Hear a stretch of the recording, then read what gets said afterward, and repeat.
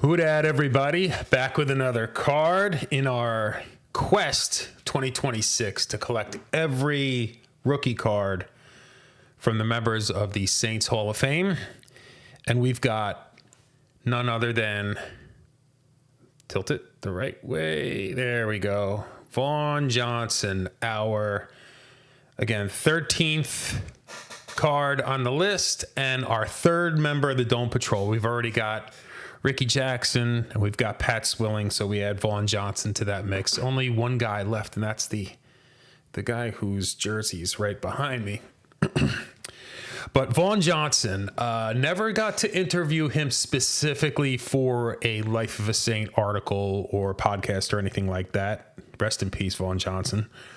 But I did get to speak to him for an article I did about Sam Mills. So basically, one of those Life of a Saint tribute articles where I spoke to a bunch of guys about a deceased player. And at the time, I had been speaking with Vaughan Johnson, and I said I had invited him to have his own Life of a Saint article. So when he made the time, I said, "Look, we can do this one of two ways. We can either speak to you now for your article, and then we'll speak another time about Sam Mills, or we could talk about Sam Mills and then speak to you at a later date for your own article." And he said, no, let's talk about Sam. So just the idea of him putting someone else in front of himself. I didn't even know that he was in bad health at the time, but it just spoke a lot to me about the type of person that Vaughan Johnson was, and then how much he adored the guys that he played with.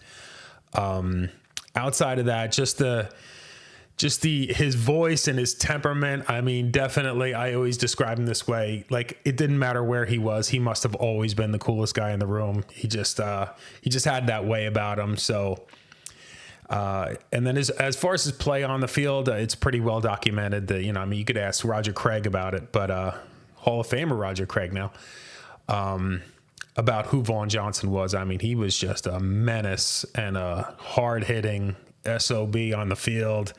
I always remember those like giant shoulder pads that Vaughan Johnson is so intimidating, But really glad to add Vaughan Johnson to the list. He's another one of those guys. There's three of them on the list. He's another one of those guys that also has like a USFL card. I didn't include those in the list, so Vaughan Johnson, Sam Mills, and Bobby Hebert, I think, are the three that had USFL cards as well. So we're just going with the regular NFL rookie cards for this list. But in any event, Vaughan Johnson, screwed up the camera again. Vaughan Johnson is now part of the collection. Whodat, everybody. We'll see you on the next one.